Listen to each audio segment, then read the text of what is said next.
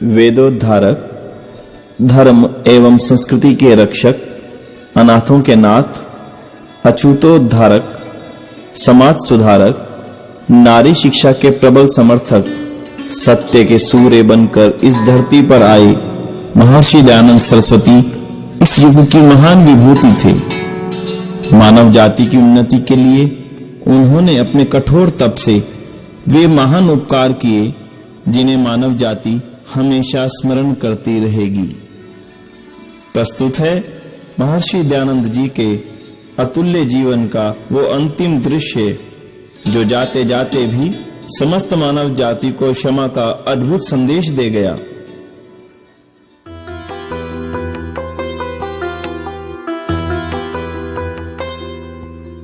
महर्षि दयानंद सरस्वती जी ने सारे देश में प्रचार करते हुए यह महसूस किया कि यदि देश के सभी राजा महाराजा धार्मिक वृत्ति से कार्य करें तो ही इस देश की जनता को सुख एवं राष्ट्र को समृद्धि प्राप्त हो सकती है। अतः उन्होंने क्षत्रिय राजाओं को उपदेश देने का कार्य आरंभ किया। इसी क्रम में वे जोधपुर राज्य में पहुंचे, जहां के राजा जसवंत सिंह अत्यंत विलासी माने जाते थे। जोधपुर निवास के दौरान एक दिन महर्षि दयानंद राजनिवास पर उपदेश के लिए पहुंचे तो राजा महल में नन्ही जान नामक नर्तकी का नृत्य देख रहे थे।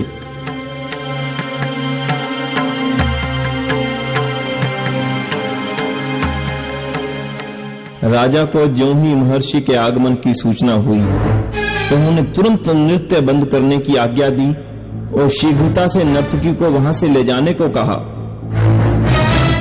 जैसे ही महर्षि का प्रवेश कक्ष में हुआ उस वक्त राजा नन्ही जान की पालकी को स्वयं कंधा दिए हुए थे।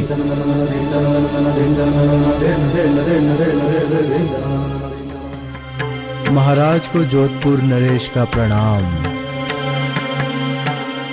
नरेश, ये क्या? हमें अतीब दुख है आपके ऐसे अशोभनीय आचरण से। महाराज, हम लज्जित हैं। राजन, राजा लोग सिंह के समान समझे जाते हैं। स्थान स्थान पर भटकना आपके लिए ठीक नहीं। ये आर्य जाति की कुल मर्यादा के विपरीत है। केसरी की कंदरा में ऐसी कलमश कलुषित के आगमन का क्या काम? इस क्रूर व्यसन के कारण राजधर्म भ्रष्ट हो जाता है, मान मर्यादा को बट्टा लगता है। इस पाप सोपान पर प्रथम पदार्पण करते ही पुनः पद पद पर पुरुष का आधा पतन आप ही होता चला जाता है। इस दो व्यसन को तिलांजलि देनी चाहिए। हमारी तो यही इच्छा है। आगे आप जैसा उचित समझें। नन्ही जान ने महर्षि दयानंद से अपने अपमान का बदला लेने का निश्चय किया और उनके विरुद्ध षड्यंत्र करने के लिए तथा उनके प्राण लेने के उद्देश्य से स्वामी जी के रसोइये को अपने षड्यंत्र में शामिल करने के लिए उसके पास गई।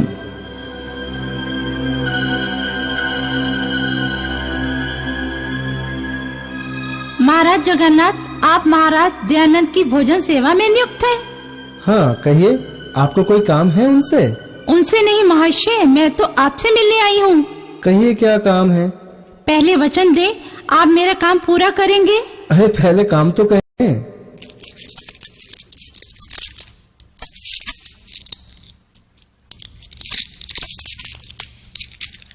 यह मुद्रा आपके लिए लाई हूँ। इतनी मुद्राएं? हाँ, आपको मेरा एक काम करना होगा, फिर ये मुद्राएं दूंगी। पहले काम तो बताओ। महाराज दयानंद को ये जहर दूध में मिलाकर पिलाना होगा। नहीं नहीं नहीं, ये काम मुझसे नहीं हो पाएगा बाबा। नहीं कैसे? ये मुद्राएं और चाहिए तो और भी दूंगी। तुमने जीवन भर इतनी मुद्राएं ना देखी होंगी। क्या कर पाऊंगा ये काम? क्यों नहीं, जरूर कर पाओगे। इसमें कठिनता ही क्या है? रात्रि में दूध में मिलाकर विष पिला देना। बस फिर ये सारी मुद्राएं तुम्हारी। जरूर जरूर, अवश्य अवश्य।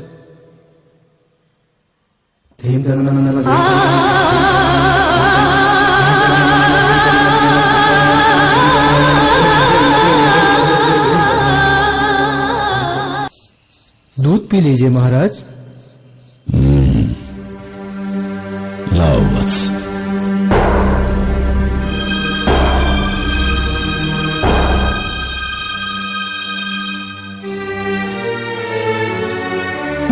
सितंबर की रात को स्वामी जी ने दूध पिया और सो गए। थोड़ी ही देर आंख लगने पाई थी कि उधर वेदना ने उन्हें जगा दिया।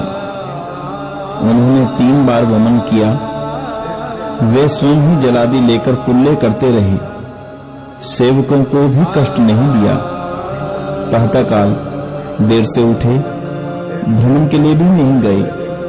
चेहरे पर व्याकुलता का कोई भाव नहीं था। महर्षि ने वायु को शुद्ध करने के लिए हवन किया। वे समझ गए थे कि उन्हें दूध में कोई विषाक्त पदार्थ दिया गया है। उन्होंने रसोइये जगन्नाथ को अपने पास बुलाया।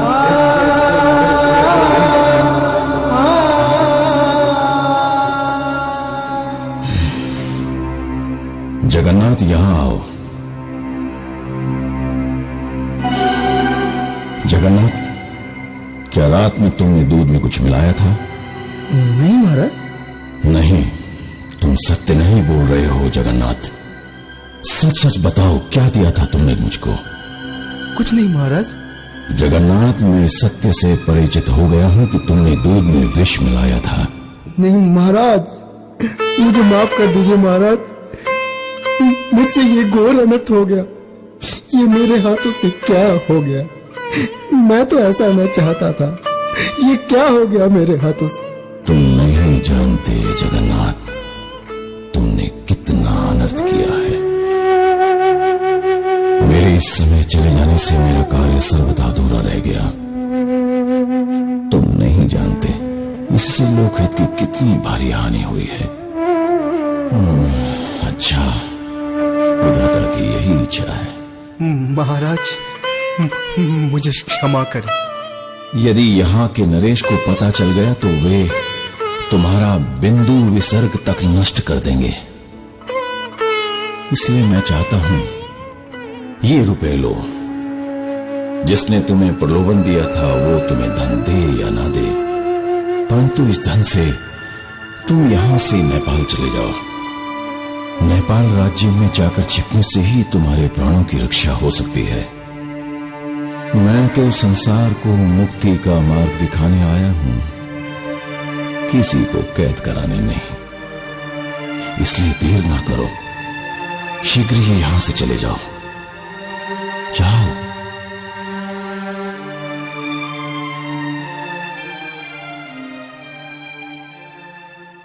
अद्भुत थी महर्षि की क्षमाशीलता। विषदाता को भी प्राणदान। चांद सूरज व सितारे भी थे कभी कैद जहां। भुजती हुई वह क्षमा भी जला दी तूने। ढूंढ इतिहास को देखा, न मिला तुम जैसा। अपने कातिल को भी जीने की दुआ दी तूने।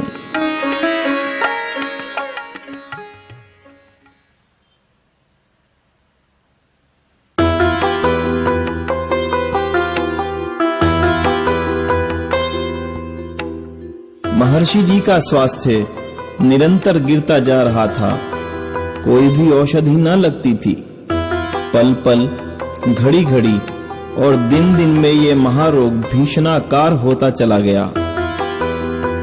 स्वामी जी को जोधपुर से आबू ले जाया गया।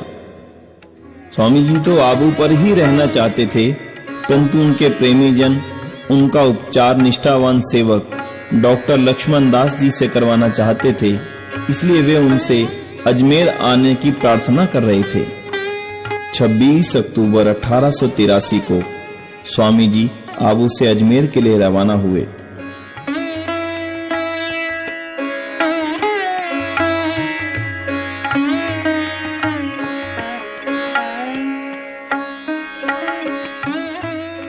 सारे देश में भक्तों की भीड़ स्वामी जी के स्वास्थ्य का समाचार जानने के लिए आतुर थी।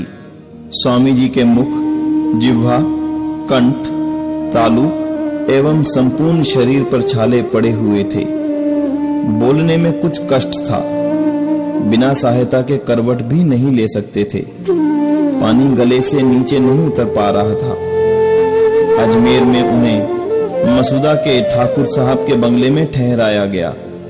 डॉक्टर लक्ष्मण दास ने उनका इलाज प्रारंभ किया। रोग का तीव्र आक्रमण होने पर स्वामी जी ने कहा, आत्मानंद, मेरे स्वीकार पत्र की प्रतियां उपस्थित लोगों में वितरित कर दो। जो आज्ञा महाराज।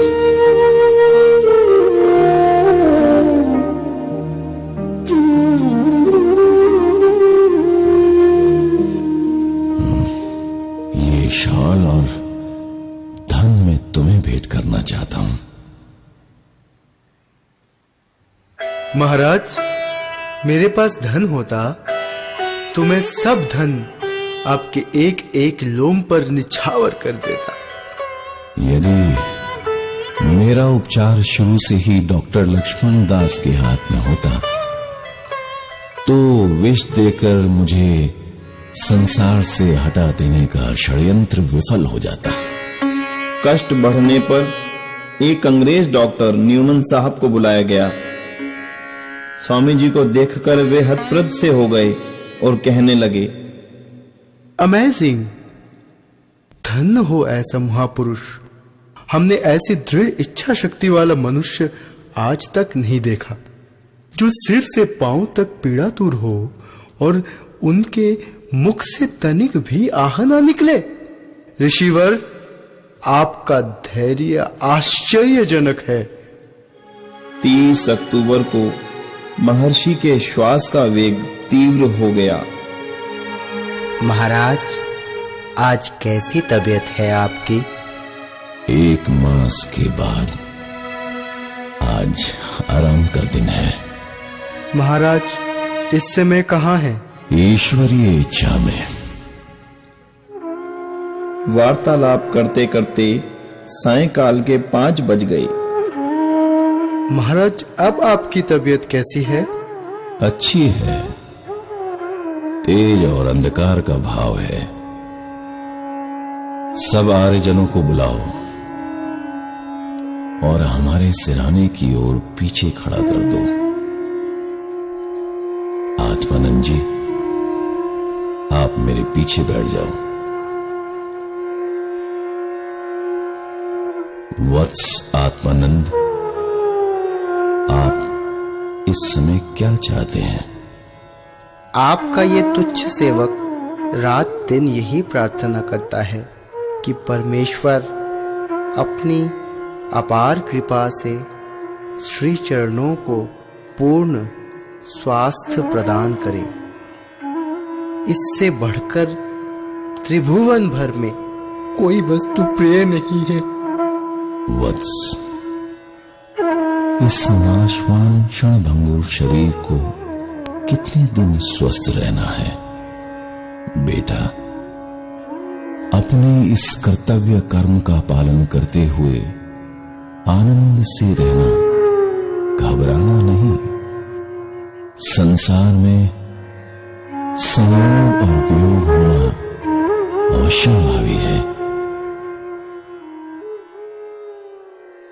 पंडित गुरुदत्त विद्यार्थी एवं अन्य आर्यजन भी वहां उपस्थित थे।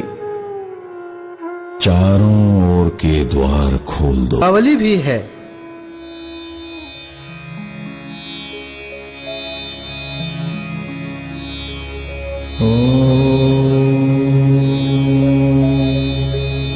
विश्वानि देव सवितर्दुरितानि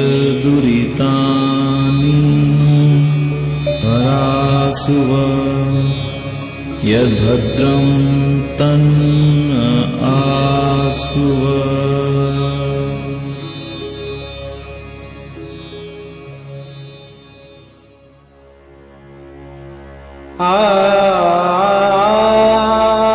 अब तो मेरे शिष्य सभी आर्य सामाजिक हैं। वही मेरे विश्वास और भरोसे की भव्य भवन है। उनके पुरुषार्थ पर मेरे कार्यों की पूर्ति और मनोरथों की सफलता अवलंबित है।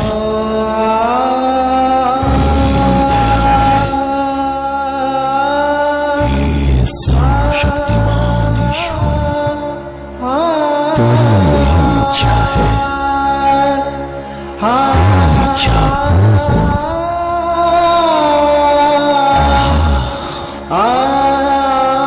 तुम अच्छी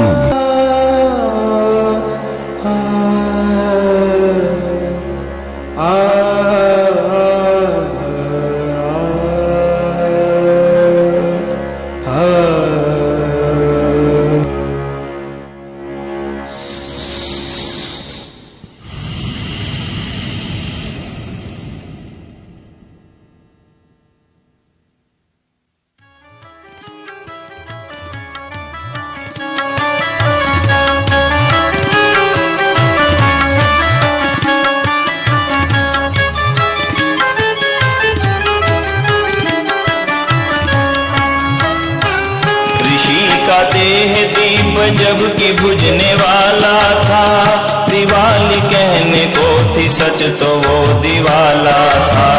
हर जनता के हृदय में बड़ी घबराहट थी, किंतु ऋषिराज के मुख पर तो मुस्कुराहट थी, किंतु ऋषिराज के मुख पर तो मुस्कुराहट थी। शांत मन हो महर्षि ने ये वचन उच्चारे, तेरी इच्छा पूर्ण हो हे परम पिता प्यारे। और कहा, समाधि न मेरी कहीं तुम बनाना, न चद्दर न तुम पुष्पमाला चढ़ाना, न पुष्कर गया अस्थियां लेके जाना, न गंगा में तुम मेरी भस्मी बहा, मेरी अस्थियां खेत में डाल देना।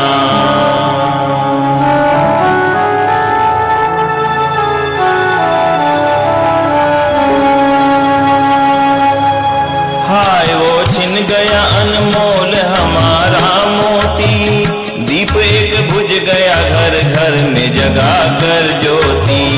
बड़े अचरज में देख ये गुरुदत्त विज्ञानी, जो कि नास्तिक थे परम हो गए आस्तिक ज्ञानी। स्वामी महाराज की महानताएं जग जानी, झुके चरणों में बोलते थे सभी ये वाणी। यूं तो कितने ही महापुरुष हुए दुनिया में, नहीं गुरुदेव दयानंद सा देखा हमने, नहीं गुरुदेव दयानंद सा सुना हमने।